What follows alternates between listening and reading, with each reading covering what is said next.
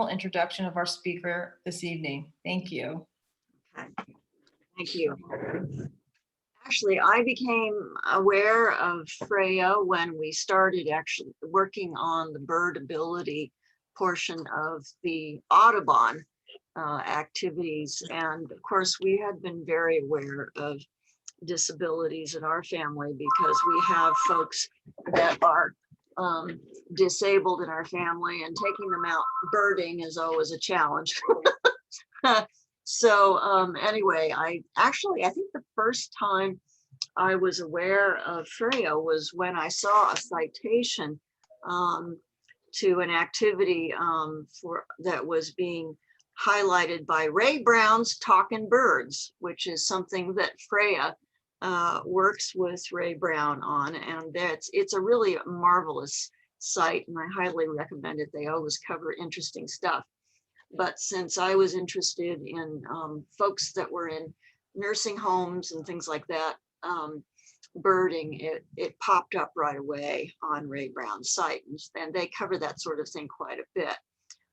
Got to know her a little bit more once we started working together on the Audubon site, or the Audubon Special Interest Group, or Affinity Group, as they call it these days. The political term is Affinity Group.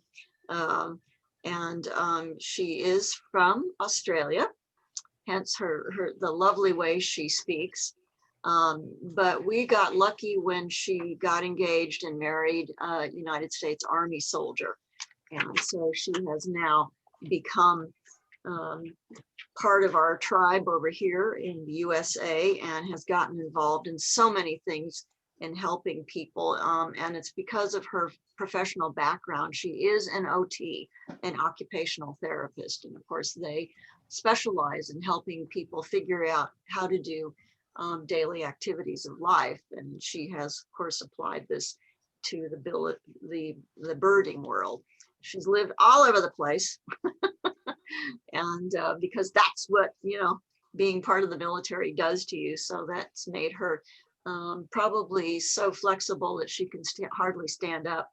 And and she did meet at one point Virginia Rose, who started the Birdability site with Audubon. And recently they have taken that off to a new phase. And I'm going to let Freya talk about that because it's very exciting and a great time to start this kind of endeavor. So I'm going to unmute Freya and welcome her.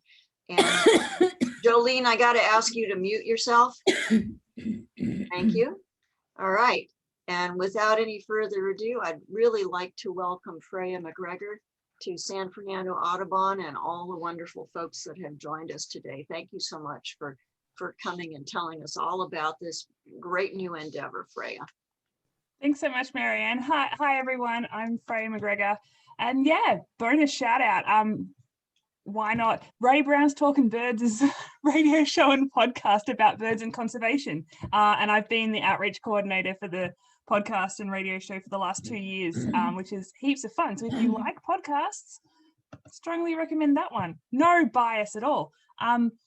It's only 30 minutes once a week, and it's a radio show, so it's kind of a different sounding podcast than a lot of podcasts, and you'll get to hear my voice every now and then, so totally listen. Anyway, that's not why I'm here to talk to you all today. I'm here to talk to you all about birdability. Now, just in case it's helpful, you might, while I'm sharing my screen, you all might have just my face talking, or you might have kind of a column of faces down the side of your screen. You can change that if you want, so that you don't miss out on any like random bits of information over on the right hand side of your screen. So with your mouse up the top, if you have a column, up the top of the column, there's a couple of icons, and there's like a little flat bar, then like a box, then like 2 boxes stacked, and then like a grid of 9. So play with that to see what you like. I'm not telling you what to do. I'm just in case you didn't know, I didn't know this until recently. You can adjust how much of your screen is sort of visible by that. So anyway, birdability. because birding is for everybody and everybody. So like Marianne said, my name's Freya MacGregor. I'm an occupational therapist, and I'm the Birdability coordinator. And occupational therapy is a healthcare profession that's all about enabling people to do the things that they want to do in their everyday life, but they can't because of a disability, an illness, an injury, or mental health condition. And that sort of sucks if you can't do the stuff that's meaningful for you. So we're basically professional problem solvers and professional optimists. And we work to modify the physical and cultural environments. The task, we can modify the task, we can provide adaptive equipment, we can teach new skills to the person or the people around them so that the person can do whatever it is in their everyday life, like dressing, like driving, like cooking dinner, like birding, that they want to be able to do, but they can't. And it's kind of neat because it's this birdability is like my dream job because I'm a birder. So let's start with this photo. I'd like you to think for a little bit, just for a little bit, about what you see in this photo. I see a bunch of people with binoculars looking at a few different birds. I see that quite a few of them are wheelchair users, different kinds of wheelchairs. There's also someone standing, and it's definitely worth mentioning that there are lots of disabilities and health concerns, and they're not always visible. So keep that in mind. But this photo does show that plenty of people, regardless of disability or not, can go birding. So what do we know? We know there's been so much research that supports this statement that time spent in nature is good for us. Most people, I think, inherently know that if they've spent much time in nature, often you come back feeling refreshed or relaxed or just a bit more chilled out. We know that time in nature can lower blood pressure, it can reduce the feelings of anxiety, it can increase people's feelings of motivation and outlook, it can increase attentional capacity. There's all kinds of benefits of spending time in nature. And if all y'all were at last month's talk with Richard Louv, he's a big famous person talking about the benefits of time spent in nature. Birds can be the gateway to spending time in nature. They are brightly colored often. They often sing really beautifully. They can fly. Like, how cool is that? And so birds can be the gateway to spending time in nature and reaping all those benefits. God, I had a Zoom meeting. Oh, how long do it last? Oh, what happened to my?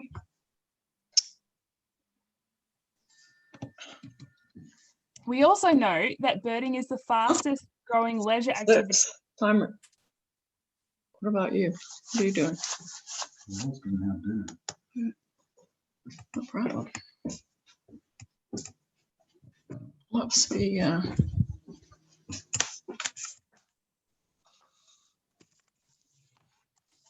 All right, I'll keep going.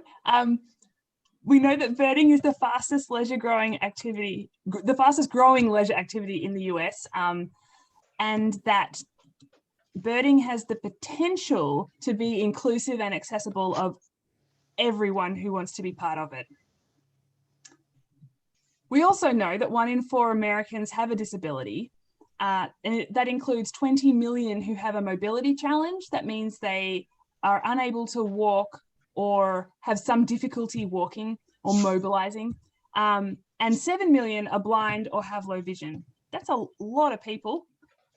We also know that we're not just talking about the other as if people with disabilities and other health concerns are different to people who are able-bodied, sighted, hearing, or neurotypical. We're talking about our future selves. Hopefully we will all age well, but as often comes with age, a lot of people slow down, dodgy, all kinds of stuff, maybe an unfortunate medical diagnosis, multiple sclerosis, maybe cancer. There's all kinds of things that, as pessimistic as it sounds, is a kind of a reality, and The more we can do now to make sure that birding and the outdoors are accessible and inclusive, the more we're benefiting us in the future. In fact, this is directly related to me. 18 months ago, I woke up one day and couldn't straighten my right knee. And I couldn't straighten it for the next 3 months. That really impacted my ability to walk.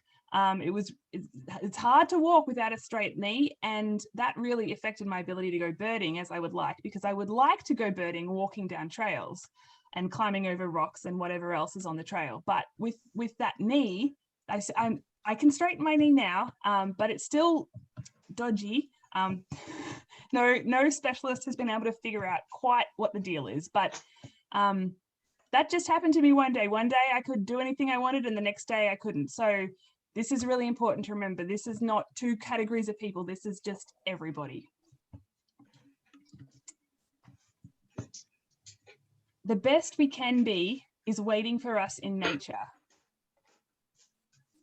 I really like this quote, and you're about to meet Virginia Rose, but I think it's really important. If this is true, it's really important to consider the fact that people with accessibility challenges should also have access to nature so that they can find their best selves. So Virginia Rose, she's the founder and president of Birdability. She started this a couple of years ago in Austin, Texas. She's a retired high school English teacher, and she's been birding for 17 years. Has led a whole lot of outings and field trips, including at the Rio Grande Valley Bird Festival in South Texas. She also fell off a horse age 14, and which resulted in a T10 spinal cord injury, which means she can't move or feel her legs. And so she uses a manual wheelchair to get around. Just the same as I use a car or a bike to get around, she uses a manual wheelchair.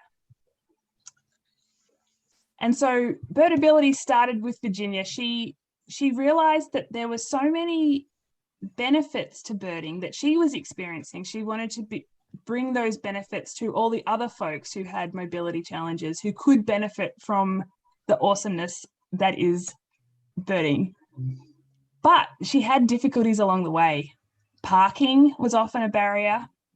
Gates, there's all different kinds of gates at trailheads and so on, and it's not always as easy as this photo would let you know to get through or around or under them. Bathrooms, huge amount of accessibility issues in bathrooms, and we don't have time to go into that right now, but there's so many factors that make a bathroom accessible or not. Steps and curbs, curb cuts, the little rampy things that go from like a parking lot up to a sidewalk. Steps, just one step is enough to make a place inaccessible for Virginia and for lots of other people.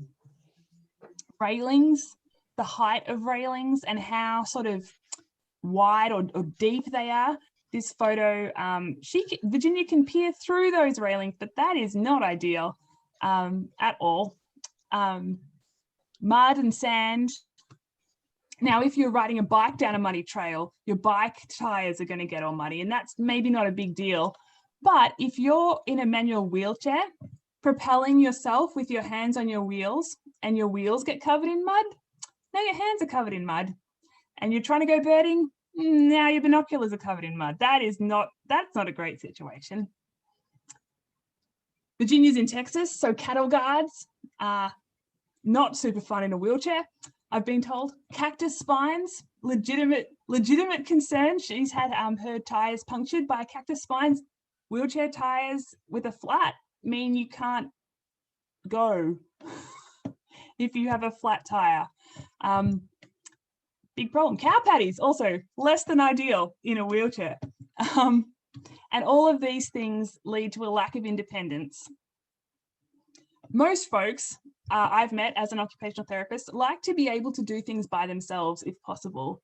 And not everyone and not all the time perhaps, but to be able to do things by yourself is often really important. And for Virginia, being able to go birding by herself unattended is really key to her enjoyment of birding. So why bother? Well, she says, difficulty and uncertainty lead to empowerment and joy.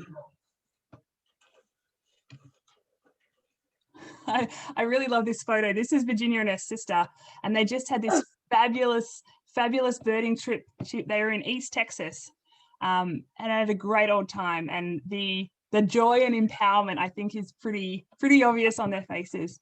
But while we're on this photo, I'd like to show you this is Virginia's van. She drives. A lot of folks who use wheelchairs drive. There's no driver's seat behind the wheel, and she uses all hand controls to operate the vehicle. But you might notice the ramp coming out of the side of her van. So you know how sometimes there's disabled car spaces and they're just sort of signed so no one else takes them and they're just spaces. And sometimes there's disabled parking spaces that have this diagonal sort of hashed out section. That's for ramps that come out the side of vehicles like Virginia's. If she can't, if there isn't that diagonal space and no one parks there, if she's not able to put the ramp out the side of the van, she can't get out of her van. So if the parking spaces don't allow that, or if some person who doesn't know better or doesn't care parks right there, she can't get in or out of a vehicle. So parking is no joke. So why bother with birding if there was all those difficulties? Well, she had so many things that brought her joy. Learning about birds, about nature, friendships, traveling, whether that's to Ohio for the biggest week in American birding, or whether that's just half an hour down the road to a new place she hadn't been before. The physical health benefits of spending time in nature, and the physical health benefits from being out wheeling herself, the exercise associated with going birding. The confidence and independence she found from IDing tricky birds or problem solving really challenging trails that said they were accessible but they weren't, and she had to figure it out. The community she met of other birders with shared values and shared interests. A purpose, a thing to look forward to, an activity that brought meaning, and of course the birds. So much joy, so much empowerment. Here's another quote from Virginia. If you can't tell, I'm a bit of a fan. No one can predict what an individual with an accessibility challenge can or cannot do. She goes on to say, not even that person until they've tried.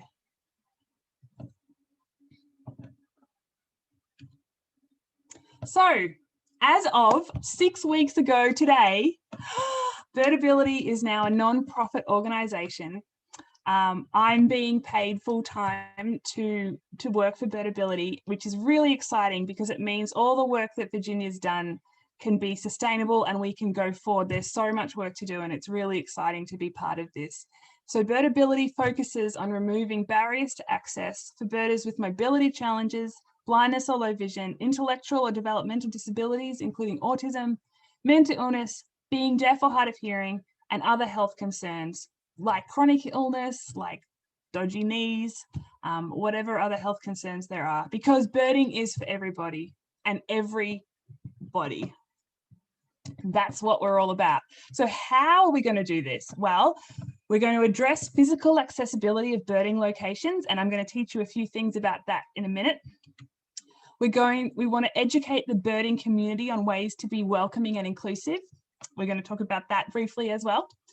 And we want to introduce birding to people who have disabilities and other health concerns who aren't birders yet. So, access considerations. There are lots. Parking, we just learned a little bit about parking.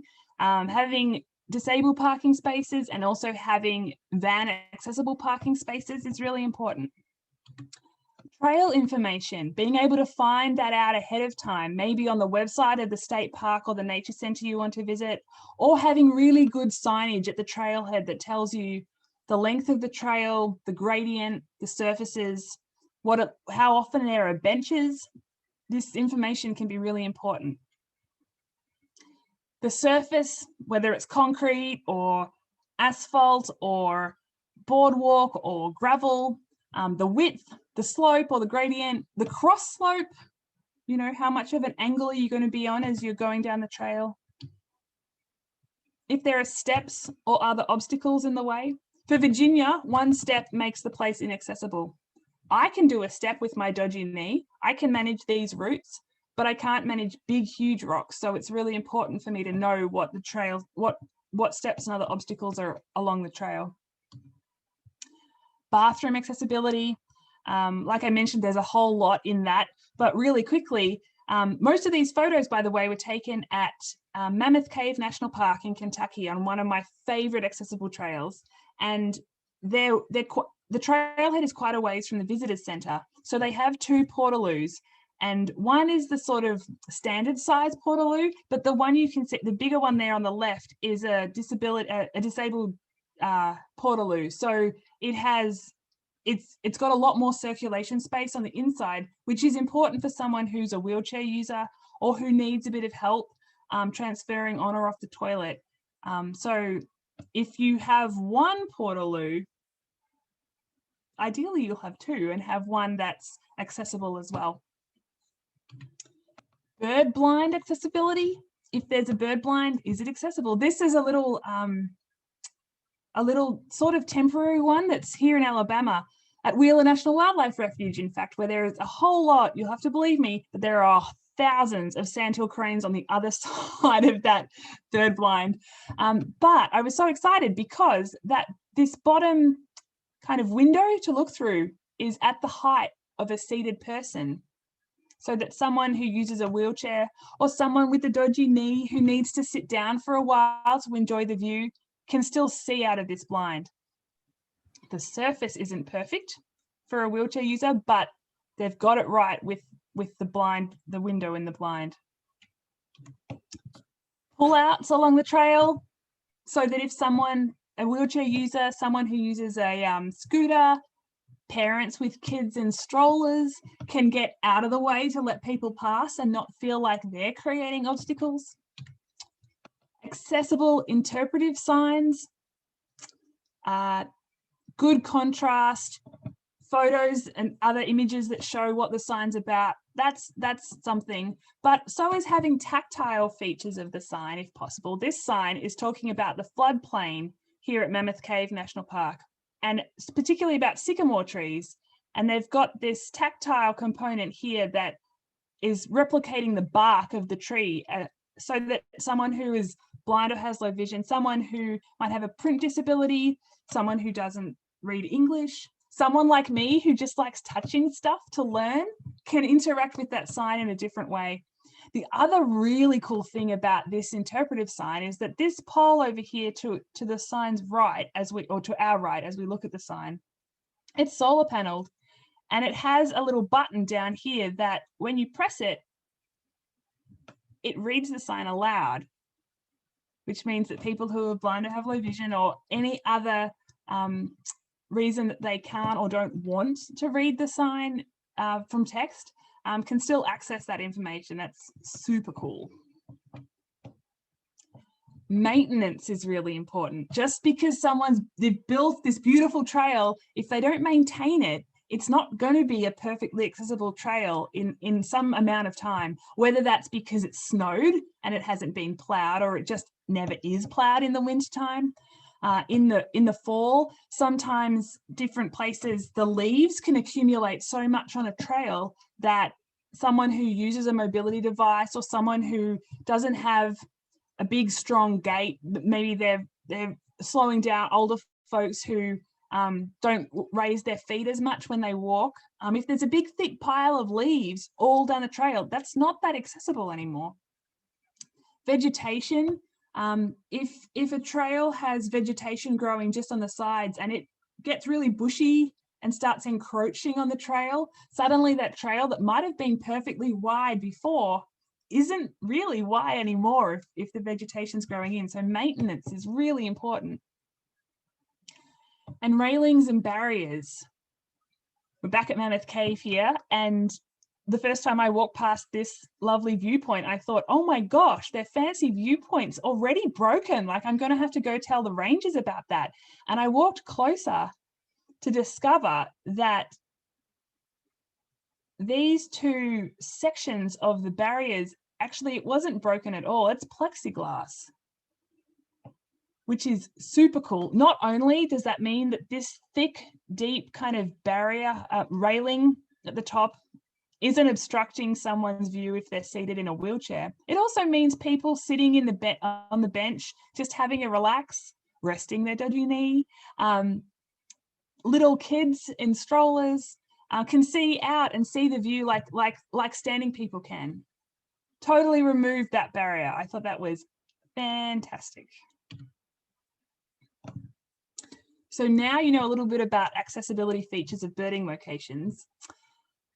This is the Birdability map. It's currently hosted by National Audubon, and we're really excited to do a few big updates on it really soon. So you can get to the map through our website, birdability.org. Like everything I'm going to talk about tonight, there is more information on our website. So definitely go check it out if you're interested. But when you get to the Birdability map, you'll see all these yellow diamonds. And if there's a number, it means that, like here, there's 26 in that big diamond. If you zoom in, that means there's 26 pins in that one spot. So as you zoom in, they sort of spread apart. And up here, this is what I want you to see, the Submit a Birdability Site Review button. So this map is crowdsourced. That means it relies on you to submit birdability site reviews about the accessibility of birding locations, not just trails, bird blinds, observation platforms, anywhere you might go birding. And places don't have to be like 1000% accessible for them to be included on the map. Very few places are. So as long as a place is just sort of reasonably accessible, it's definitely worth including it on the map, because people like me, a lot of different people, there's a whole range of people with accessibility challenges, and that nitty-gritty accessibility information is really valuable to so many people to know if it's a place that they want to go birding.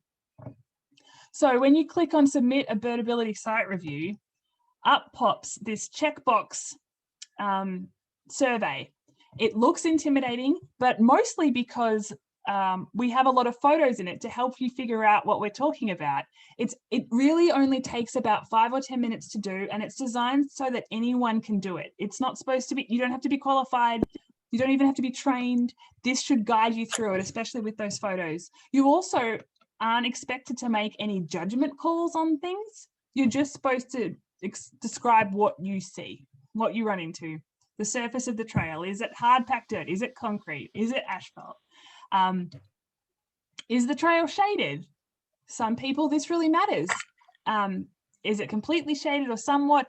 Your best guess is fine if it's a winter, you know, and there's no shade at all.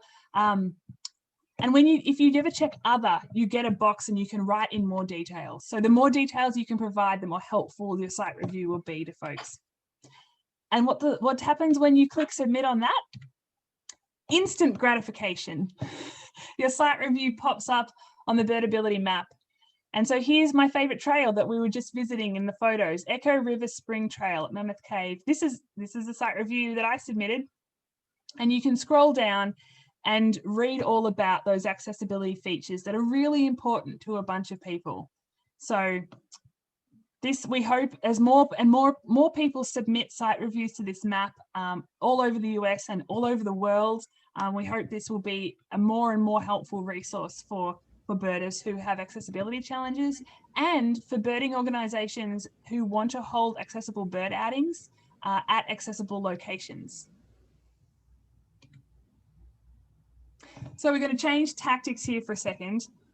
This is my personal mission. I challenge you, and I challenge the whole birding community to redefine birding as the act of enjoying wild birds. I know a lot of beginner bird watchers who, if you ask how they're going, they say, oh, well, I don't know. I'm not really a birder yet. You're not really a birder yet. Didn't you just spend the last 5 Saturdays going birding? What qualification do you need to call yourself a birder? Like, there's no point where, you know, only if you can successfully identify 20 migrating fall warblers are you now a birder. There's no line that you have to pass to be a birder. So if birding is the act of enjoying wild birds, we get to include a whole lot of people and a whole lot of ways of enjoying wild birds. People who don't see but listen to birds, people who don't listen but see birds, people who walk, people who don't walk, people who go on trails, people who bird from home, people who bird from cars, people who bird with binoculars, people who bird without binoculars. You don't need binoculars to enjoy wild birds.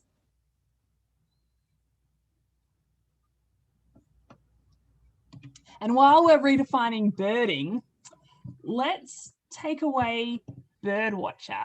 Now, this is something that you as an individual have the power to do. You can just change your own language.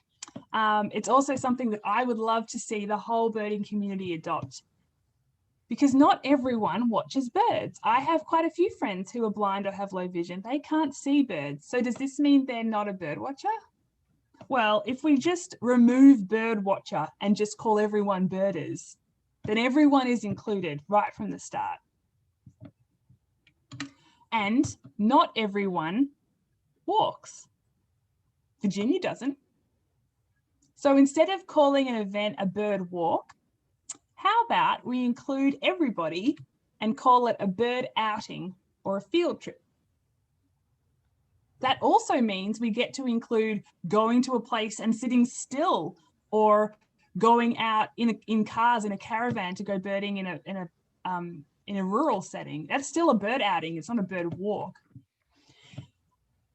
And before anyone pushes back on this, I'm from Australia. Australians have a lot of words that are different than Americans, and I've had to do quite a few mental word swaps since moving to the US 5 years ago, just to be more clearly understood when I speak. I made a few errors, a few people got confused, and then I just did the word swaps because it was just so much easier to be understood when no one else knows what a boot is when I'm talking about a car.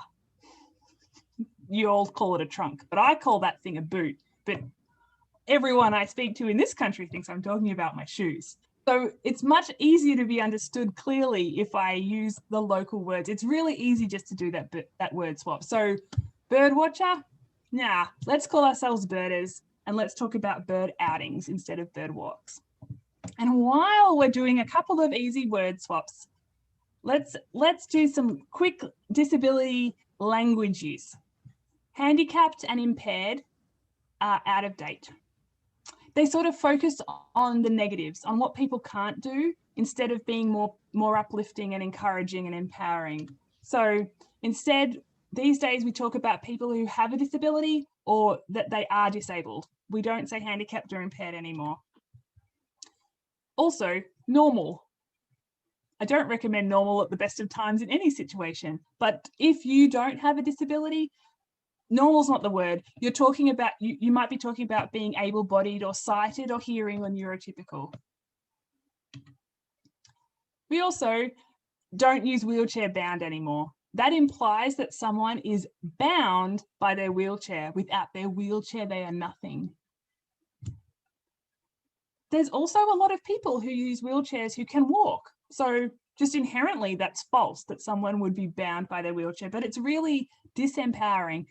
Don't say someone's wheelchair bound. Describe them as a wheelchair user. They use a wheelchair to get around. And because we're not using impaired anymore, not vision impaired, we say someone is blind or has low vision. While we're on low vision, my background as an occupational therapist is in blindness and low vision services. And most people know that there's a spectrum of vision. You can be fully sighted or you can be totally blind. But there's more than just that. People wear glasses, right? That's adaptive equipment that helps them do something, see, better than if they didn't have glasses. And there's all different kinds of reasons someone might have glasses. They might be short-sighted or long-sighted. They might have an astigmatism. There's all different reasons. Similarly, there's all kinds of eye conditions that can cause someone to have low vision. And because your visual system is so complex, there's all different ways that different parts of your vision that can be affected by these different eye conditions. So just because someone might be using a seeing eye dog or using a long cane to get around or a sighted guide doesn't mean they are totally blind. It's important to know that. They may have some vision, and so don't assume anything. But yeah, blindness and low vision. So this is really important. It's not enough to just think you're being inclusive. You have to be intentionally inclusive. Sometimes that takes more effort. Sometimes that costs more money. But if you're a Facebook user and one of your friends sends out a big invite to a party next weekend, if it was safe to go because it wasn't COVID, out to everybody, and there's 300 people invited, you might be like, oh yeah, I guess, like, whatever, maybe I'll go. But if they sent that invite to you yourself and said, hey Freya, I really hope you can come to my party, that's a massive difference. Oh, you want me? Oh, you specifically want me to come? Oh yeah, I'll totally be there. That's intentionally inclusive. So it's really important when we're talking about inclusivity that it's an intentional thing. If you just think you're being inclusive, you're probably not getting it. So bird outing leaders. This goes for other birders too, but I'm specifically talking to bird outing leaders. How can you be more welcoming and inclusive? You can include a welcome statement at the beginning of bird outings, which includes, hopefully including pronouns and behavior expectations. There's more about this on our website, but something like, hi everyone, I'm Freya. I'm really excited you're coming birding with me today. Oh, my name, Freya, my pronouns are she, her, hers. Nobody knows everything about birds and we're all still learning. I can't identify every bird there is. So if you're not sure, please ask somebody. They'll be happy to help. Hint, hint, everybody else must help, right? You don't even have to say that. You're setting the expectations. Please don't feel bad if you have to ask for questions or for any help, and everyone will be glad to do so. All right, let's get going. It's huge. Setting that scene like that can make such a difference to feeling included and welcome. Don't single someone out because of a difference unless it is relevant to do so. And this includes, and if you have to do it one-on-one. So this might be a difference like someone shows up in a wheelchair. This might be a difference like someone is much younger. This might be a difference because of skin color. This might be a difference because when they open their mouth, they have a funny accent. I came here to bird, not to be your personal expert on Australia. I'm happy to tell you about Australia afterwards, but right now I would like to go birding. Please don't. Let's just do that, shall we? Offer help, but be prepared to graciously accept no. Never assume someone needs help in a wheelchair or otherwise. Never push someone's wheelchair without their permission. Never do that. And if they say, oh no, thanks, I've got it, don't get all like strung up of like, oh, well, I'm never offering my help again. That doesn't help anybody. They've got a right to say no. Just say, oh, cool, no worries. Well, let me know if you need help later. Believe someone if they ID a bird. Trust, but verify. I'm sure many of you have been in a situation where you were like, hey, look, there's an American redstart in that tree. Maybe not an American redstart. Insert other bird name here. And someone's like, oh, really? And you're like, yeah, that's what it is. And then they come look and they're like, oh, that doesn't feel good. It doesn't feel good. And if you haven't had that experience, it doesn't feel good. And it's not welcoming or inclusive for anybody. So just a simple change of attitude of trust but verify means you instead say, oh, cool, an American redstart, let's go see. And then maybe it's not. But then you can encouragingly explain the difference between what they thought it was and what it actually is. And take into account someone's needs, but do so without making a big deal of it. For example, if you're leading a bird outing and everyone's kind of having a big group discussion or getting ready to start some intense conversation or doing the final checklist for eBird altogether, perhaps you could, if there's a bench over there, perhaps you could say, hey, everyone, let's all just move over to this bench and do it here. Don't say, so that Freya can sit down and have a rest of her dodgy knee. Like, I don't want to be blamed for needing to shift the group over. But being mindful of other people's needs can really help them feel included and welcome for next time. Also, if someone was a wheelchair user and everyone's looking at this one bird, all the standing people are there and the wheelchair users at the back, they can't see anything through the standing people. So you could perhaps advocate, hey, could we let Virginia to the front of the group so she can see too?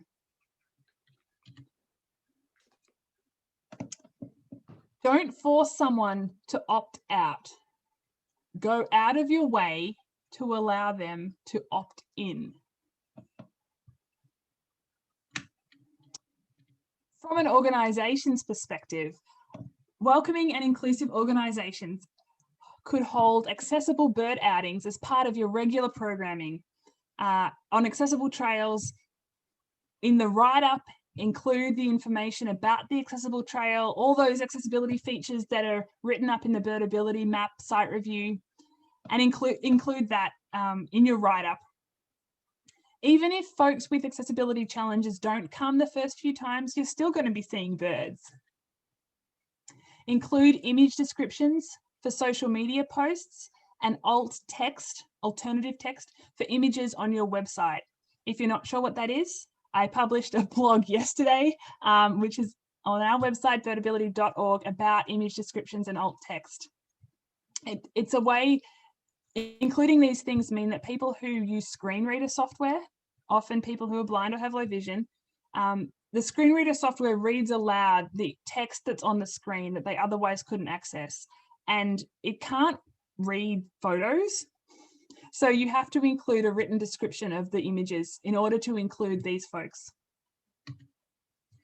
Include Zoom captions for all webinars and meetings, even if no one has asked for them. This is this thing about inviting people to opt in. It's really exhausting having to advocate for your needs over and over again. And so many people, it's not just people who are deaf or hard of hearing, but so many people benefit from having Zoom captions. Maybe they have to turn the presenters, maybe they have to mute the whole presentation because they've got a ripping headache, but they could read the captions. Maybe they've got a baby sleeping, but if you had captions, maybe the presenter has a funny accent and uses words you're not familiar with. And if you had captions, you would be able to read what they said or have a bit more context about what was being said. So Zoom captions are really helpful. And if you just have them, you're allowing people to opt in instead of sort of forcing them to be excluded. And remove financial barriers to access whenever possible. It's not always possible, sure, but if you can have free programs, I know San Fernando Valley Audubon made your membership free for this year. That's so cool, that's so exciting. There's so many folks who have financial barriers and so many birders and future birders, potential future birders with disabilities and other health concerns and who are BIPOC. Experience additional financial barriers. So removing them whenever possible. Maybe you could find a corporate sponsorship or a grant that could help cover the cost of the program that otherwise people would have to pay for. Or maybe you're able to set up scholarships so that folks can apply for financial assistance if they need to, so they don't have to be excluded, but can be included instead.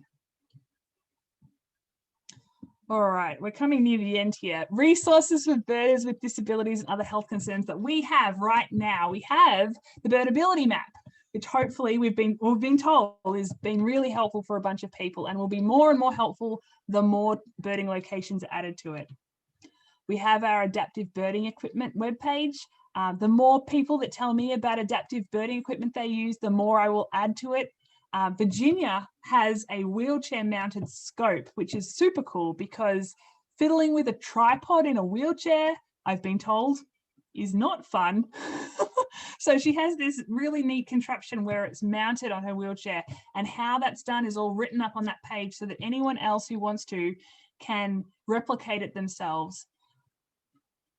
We have a Facebook group. If you're on Facebook, for people can share ideas and resources. You don't have to have an accessibility challenge to join in. Anyone is welcome who is wants to learn and be engaged in this work. We have the Birdability blog, where I will be sharing stories from other birders who experience accessibility challenges, and also birders who are engaged in this work and what they did. You know, how they reached out to their local school for the blind and what they learned from holding outings with kids who are blind or have low vision. So that's going to be a really great resource. The first blog post there will be up tomorrow by a man who has retinitis pigmentosa, which is a low vision eye condition, and who is aiming to see half the world's bird species, which is 5,400. So that'll be a good read. I know because I already read it. Spoiler alert. We have virtual programs. We have monthly virtual accessible field trips we're holding in partnership with Georgia Audubon. They're really fun on accessible trails all over the country with birders who experience accessibility challenges. We have a lot more too planned. There's a couple of great partnerships coming up that I won't give you spoilers for yet. You'll just have to stay tuned. And we have a whole lot of tips and ideas and links to everything I've ever found about birding with disabilities and other health concerns, and there's more being added all the time. So hopefully you'd like to get involved because Birdability is awesome. And one way you can do that is to contribute site reviews to the Birdability map. You've already just been given a little bonus training about accessibility features and why they're important. You can find out more about them on our Access Considerations webpage, as well as the site review itself, as I showed you, has photos for most of the points, so it guides you through. You don't have to have any training to do this, and it shouldn't take any longer than 10 minutes per site. Hopefully, you might even incorporate it into your birding routine, like submitting an eBird checklist. When you come home, you just also submit a Birdability site review to the place you were at. You can advocate for accessibility improvements in your community. We have a template for how to do this on our website, if that's helpful for you, for an email. If you approach a state park or a nature centre and say, hey, look, you know, I visited your bird blind and it was really great, but I've learnt that if the window is higher than about 30 inches off the ground, seated people, like in wheelchair users, can't see out of it. Would you consider, you know, shifting the height of your window in your bird blind? A lot of places are really grateful for that feedback. They want to be inclusive. They just didn't know how. So when you advocate positively, a lot of places will be really glad to apply your feedback. Share our resources. We've got a lot of stuff on our website. Share them with anybody you think might benefit. The more people who know, the more people who can get on board, and the more people who we can welcome into our birding community. We have a monthly newsletter. The next one will go out at the start of next week. So that's that's actually the best way to keep up to date. We also have social media, so please give us a follow or a like if you're on Instagram, Twitter, or Facebook, and share our posts so that more people can find out. And because we're a nonprofit and we're baby brand new, donations are really valuable. So if you found this information helpful, if you'd like to support our work, if your organization has benefited from any of our resources that we have, we won't be making people pay, because we don't believe in creating financial barriers. But if you would like to support our work, you can donate on our website, through our website as well. So any donation, big or small, is very much appreciated. So birding is for everybody and everybody. Again, I'm going to send you to our website, birdability.org, because there's heaps more up there. But with that, questions? Yeah, Freya? Yes. Thank you very much. And I'm going to ask you to unshare your screen here. That will bring us more face-to-face while you're answering questions. And I'm going to turn it over to Mary Ann to kind of ask people. The mode we've decided on tonight is naming somebody who has a question, asking you to unmute yourself to give your question, and then mute yourself again while Freya is answering it. So, all right. So I guess we had one comment from Pat. Pat, you were talking about you were sharing your experience about having a flat while you were trying to travel somewhere. You gotta let her do it. And yeah. Can you unmute yourself and talk that out? I sure can. Let me become visible here. Just for people with wheelchairs, there's the same stuff you use for the quote inflator kits for the stupid tires they have now instead of a spare. It'll go in and you roll it a couple times and pump it back up and it seals it. We used to call it whale snot. I went to graduate school in Tucson. I used to ride dirt bikes, and cholla thorns are lethal to tires.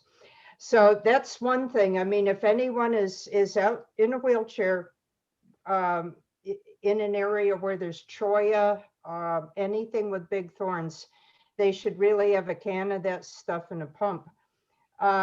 The other thing, this is really exciting. We're getting new signage for the Sepulveda Basin. I think QR codes linking to your website would be great, because you just don't know who is wanting to be taking advantage of it. So thank you. Thanks. Yeah, that's a great idea. Just on the wheelchair flats, I was talking with Virginia today about it, and she said, because I used to race bikes, road bikes, and I asked her if she ever carried like a spare tube or anything, and she said no, because she said there's no way that I can get out of my wheelchair, take the wheel off myself and change the tire by myself and get back in my chair. I have to go to a bike shop or something. And that made so much sense the second she told me that. But yeah, totally. Yeah, cholla, prickly pear. Yeah, not an ideal combination with a wheelchair. If I could comment on that, having raised 3 kids through bicycles who insist on riding through thorn patches, there are cans of stuff that are pressurized, and you can just deflate your tires, get this goo in there, magic goo. It's just part of the tire. It's just in there all the time. And so when you hit that thorn patch, that highway patrol barrier across the road, it self-seals the tires. So thank you. That's what we called whale snot. okay. Yeah. All right. All right. Okay. Also, I had a comment from Chris from Sea and Sage. Chris, you said something about working on surveys. Did you want to fill us? Yes, and my hand was up with a question. 4 of us from Sea and Sage, at least 4 of us, are with you today, and we surely thank you for being able to be included. We have a fledgling committee getting going, a lot of theoretical support from our board, so that's good. And we're starting to do surveys, and already we've stepped on each other. is there a way with the map to be able to tell if somebody has surveyed a particular park or trail? Only by zooming in and seeing if there's a yellow diamond already Get in that spot. close enough to see the name of the place. Well, when you click on the yellow diamond, that that little kind of pop-up box shows up, and it will whatever the person typed in was the name of the trail will show. So that's how you would know if someone's already submitted one. Yeah, it's possible to add, like, multiple people could add site reviews for the same place, because you can drop a pin anywhere when you do it. So but the way to find that out is to zoom in and check if someone's already got one in there for you for that place.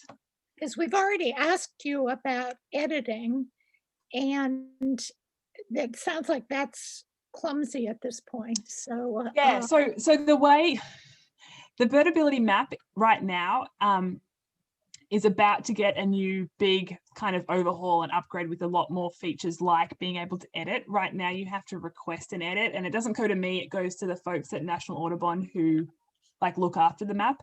But yeah, there's going to be a few more features. It's going to be built out really soon, hopefully really soon, to be a bit more useful and to enable people to edit it themselves. Yeah.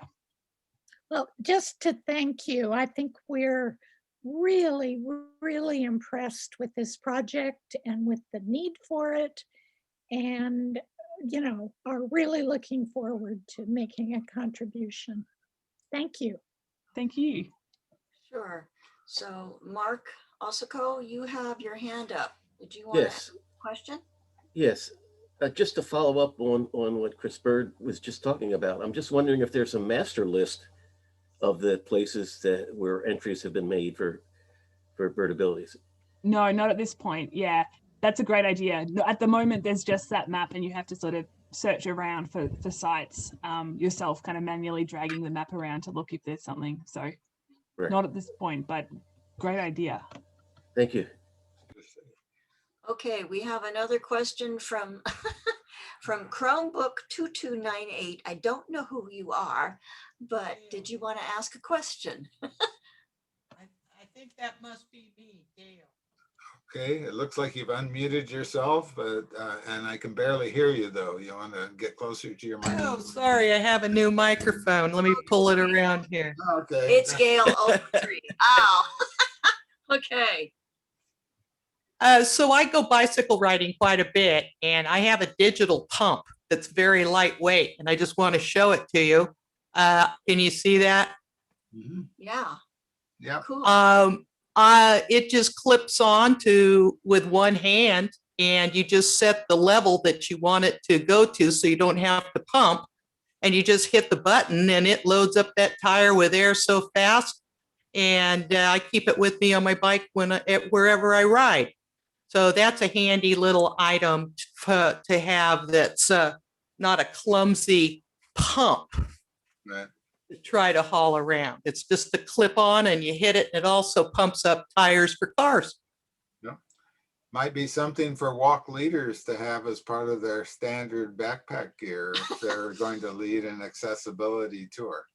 Oh, yeah. That's a great idea. And I did want to introduce Gail to you, Freya, because Gail is a proud United States veteran and is the person that wants to work with me on starting the Veterans Affinity Group nationally. Awesome. Yeah. Thank you for your Thank you. service. Thank you for the introduction. I thought the program was really great. I learned a lot. That's awesome. I'm glad to hear it. Thank you.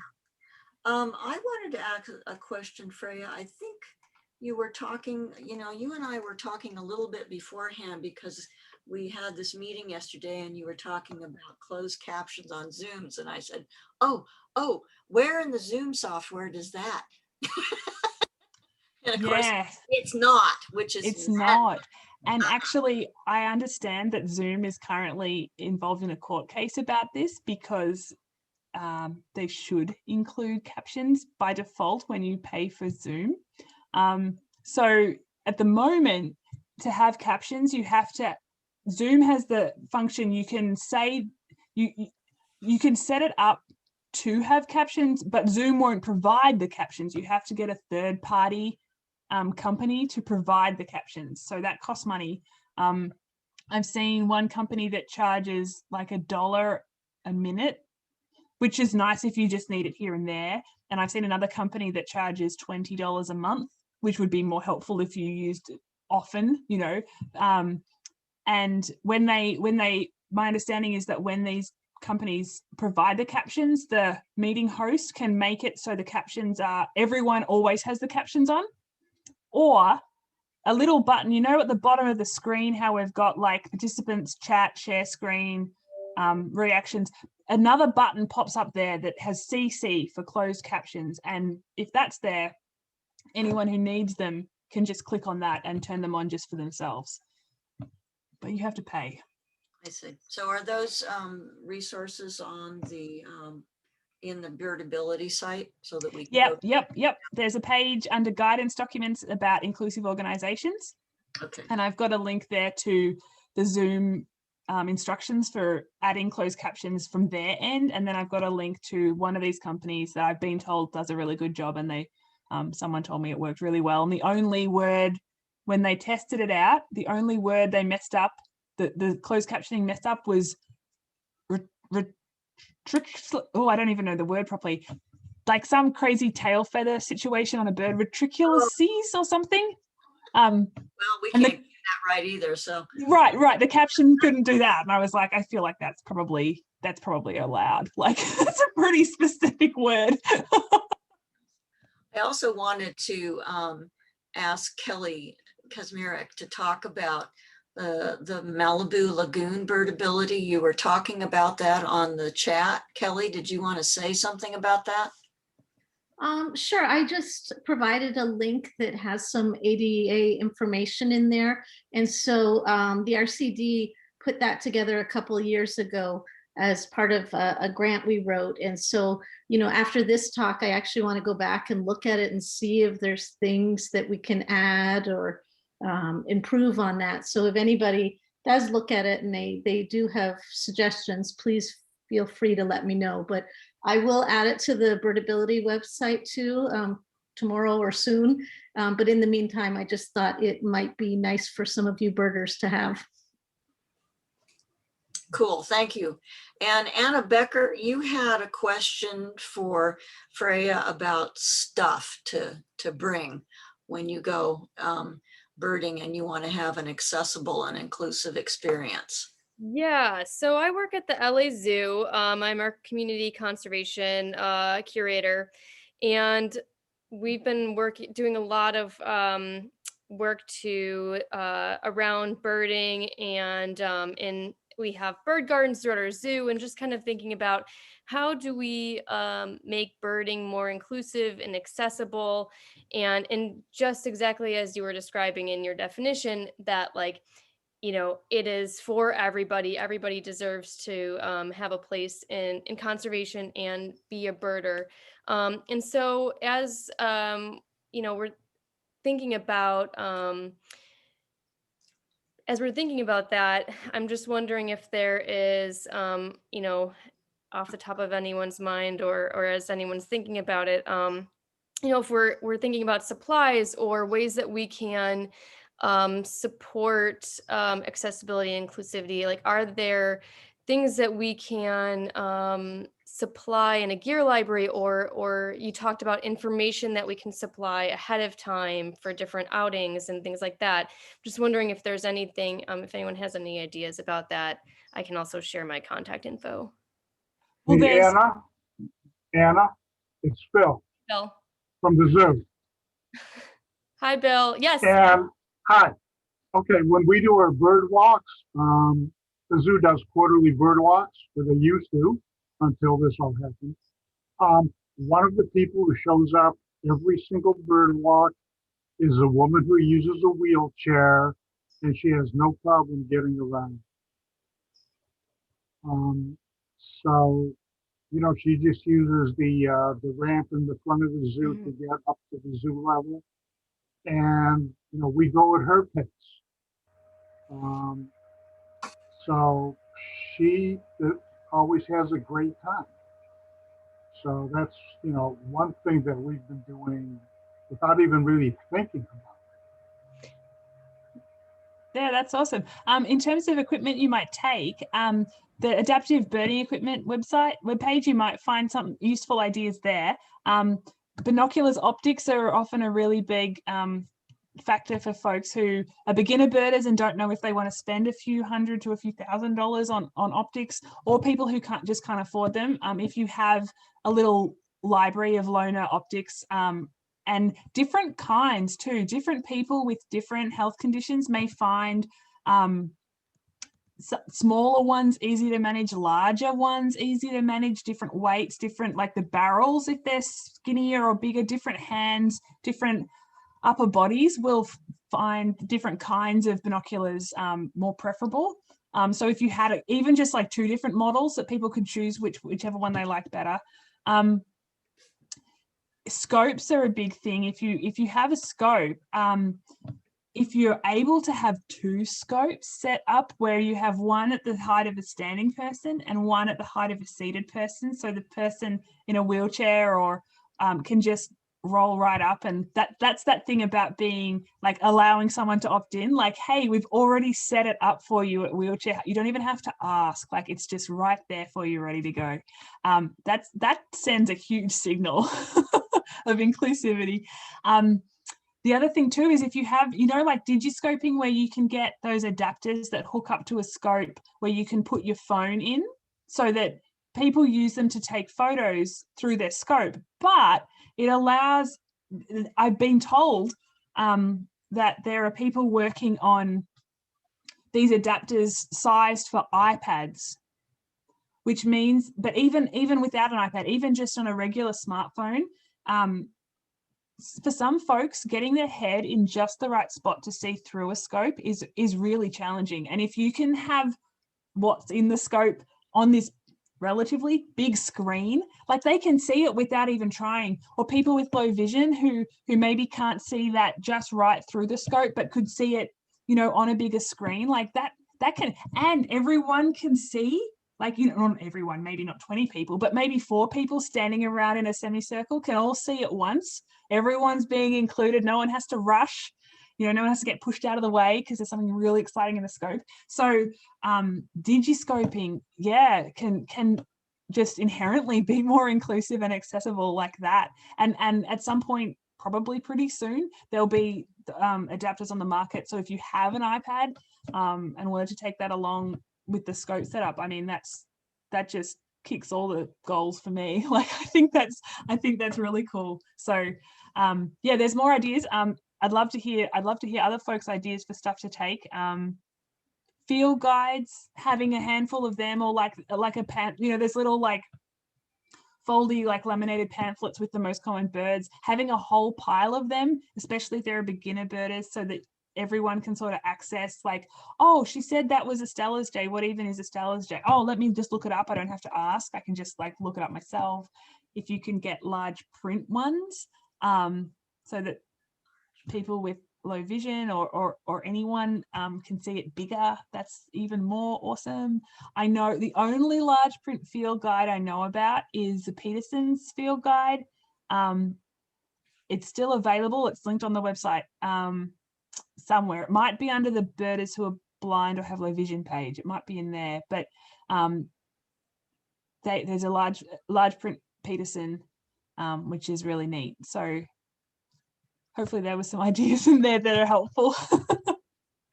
So I'm seeing that Chris Bird has given us the correct spelling. Maybe he can give us the correct pronunciation. I'm sorry. And a definition for what I will say rectrices, maybe. What is that? This is right, and I am not an expert. Doug, can you define it? You're probably better at it than I am. They're the tail feathers of a bird. Yeah. Rectrices are the tail feathers of a bird, and the remiges are the wing feathers of a bird. Okay. Right. That's easy to remember because rectrices has a T in it for tail, and remiges has an M in it, which is Latin for hand. manus, manipulation. That's how you remember those two terms. I teach a class at the zoo on birds, and I go through them. Okay. And Mary Lou, you made a point about size of binoculars and what's appropriate for whom. Do you want to talk about that?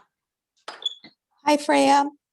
Hi, Mary Lou. Yeah, I just, one of the walks, we recognized the need for a smaller binocular for the little kids or the younger kids, because the weight of the bigger one will get heavy on their necks, their hands to hold them. So it's just something else to consider. But I think you touched on that point as far as the different sizes of binoculars.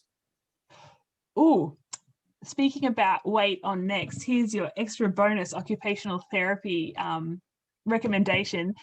If you can, binocular harnesses are much better for your body than neck straps. There's a video on our website.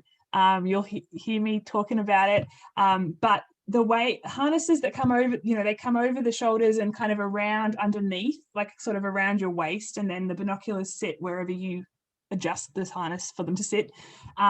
They distribute the weight across both shoulders and across your back, and it's much, much better for your whole body than hanging them around your neck. And your poor neck has to carry your head around all day.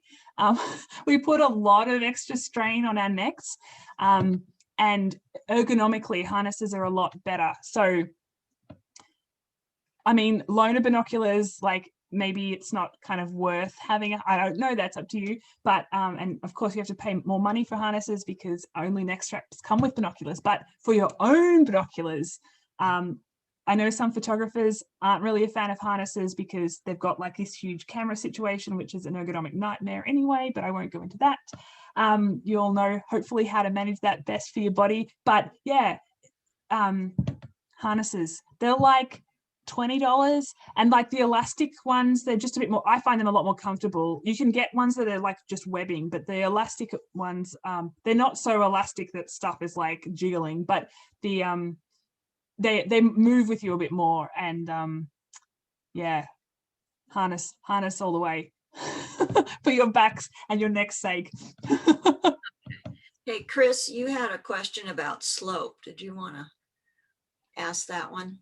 Yeah, just what I put in chat. I'm new at this. I've just done my first couple surveys, and I realized that I know the definition of an acceptable slope, but I sure don't know how to guesstimate when I'm looking at one that isn't great. That is a phenomenal question. I literally just wrote it on my list. I guesstimate too, but I'm an occupational therapist and I have training in this. So I definitely need to figure out how to explain to folks. Yeah, so this ideal slope is less than 5% gradient, but that doesn't help you when you're just sort of eyeballing it. This doesn't help you either, but there are folks called certified trail assessment coordinators, and this whole rig up of stuff that you those folks wheel down a trail, and they get the really technical information about slope, gradient, and cross slope and all of that stuff. And some state parks and places like that have certified trail assessment coordinators, and they can come up with that data and have it on a trail sign or whatever. That's something to know in case you're ever in a situation where you could advocate for that to happen. But yeah, let me think on that. The best way to guesstimate what is 5% gradient or not, it's not a whole lot. It's amazing how quickly a slope goes from something that's manageable to something that wouldn't be. It's not a whole lot. That doesn't really help you. So what good I'm question. saying is at this point to just use kind of qualitative words like not so good or looks. Yeah, yeah. And in all the questions on the site review, you can write stuff, right? In the other, if you check the other box, you can add in stuff. You could say, I think this is pretty flat, but in place, you know, and sometimes the slope, actually often the slope changes, you know, sometimes it's flat, sometimes a little bit, sometimes it gets really intense, you know, so you can write about that. Yeah, I mean, no one's expecting you to be perfect at this. This is just such helpful information for anyone that anything you can kind of include is useful. So yeah, let me try and figure out the best way to help people figure out if the slope is 5% or not. Good question. So Mark, you were offering ways to position binoculars to relieve strain. Do you want to talk about that, or you want to send information to Freya? Well, I can talk about it, and if people need information, more information, they can get in touch with me. But since I lead tours, or used to before COVID-19 hit, lead tours for small children at Sepulveda Basin, and they use binoculars. One of the first things I do when I'm organizing the outing for the children is show them how to position the binoculars around their neck so that it doesn't cause strain. So show them different positionings, such as moving it over to the right side of their body by putting your arm through the strap so that it stays there, or using it could be the left side, by the way, also I'm right-handed, so I tend to favor the right, but also using your elbow to take the weight off of it while it's in position. And that could be done on the side very easily when it's on either the left or right side, or crossing your arms to hold the binocular in front of your chest so that it takes the weight off the strap, or simply holding the binoculars. There's no reason why the strap should cause strain on anybody's neck whatsoever. You just have to use one of those methods to take the weight off. So if you can't afford a harness, or maybe your harness gets worn out and doesn't quite work anymore, or something happened to it, you forgot to bring it, you can use any of those methods to alleviate any strain on the neck. Sure, and I know people who prefer like the crossbody option just over a harness as well. So of course it's all preference, but thank you for sharing. Yes, I'm still going to default to a harness is ergonomically better for you than a neck strap, but yes, that doesn't mean definitely. you prefer it. So take this information and do with it what you will. I'd like to ask a question. Are there resources on Birdability on how to adjust binoculars for vision impaired? Just as a personal aside, I have a temporary problem where I've lost vision in one eye completely. And I have a pair of binoculars, and my friend told me how to adjust them when I had both eyes, had good vision, but now I have a visual impairment and I don't know how to adjust binoculars. And I'm wondering if there's some resources on how to accommodate different visual impairments. Sure. Great question. I'm not sure. I would imagine that just using your good eye in the binoculars and focusing for that eye, and making sure you use the diopter ring if it's your right eye to focus for that eye would be all you would need to do to allow binoculars to work just for one eye. My husband, combat veteran, doesn't like using binoculars. He doesn't like having his peripheral field reduced in binoculars. He feels really uncomfortable with that. He uses a little, like a handheld scope thing, so that he can keep one eye open if he wants, and also have the magnification to look at birds. I know they're not too expensive, although a friend gave him that. I'm not sure exactly how much that one was, but and he likes that because it's just one thing to carry rather than like two. Binoculars, you sort of need two hands to stabilize because they're big and bulky, but the little kind of handheld scope thing, he really likes that a lot. So maybe that's something worth looking into. I would imagine, though, this is unsatisfying, I know, but I would imagine it's sort of trial and error. figuring out what does and doesn't work, and because whatever is causing your low vision is going to be really different to anybody else. So I know that's really annoying for me to say that and not just give you like a beautiful answer, but keep playing, because you're bound to stumble on something. We don't have anything. The actual answer to your question is we don't have anything on the website about that at this moment. But let me know what works for you. I would love to hear. So I can share with others. Okay, so I'm not seeing any questions on the time. Is there somebody who has an urgent question? Terry, it looks like you've unmuted yourself. Did you raise it? No. All right. Then I guess I want to put in a very special thank you to Freya. It's been really great. I really appreciate your enthusiasm and a lot of good ideas. It certainly inspired me in the kinds of things that I think we can offer as tour leaders in our groups. Thank you, Freya. It was so nice to meet you in person, virtually, and to see everybody else. I am very inspired and I've taken a lot of notes, but I'm going to go to your website. That'll be the best answer. Thank you so much. Yeah, you're welcome. Yeah, there's a lot, or everything I spoke about, there's more up there on the website. So yeah, jump into that. Thank you all for having me. Thank you.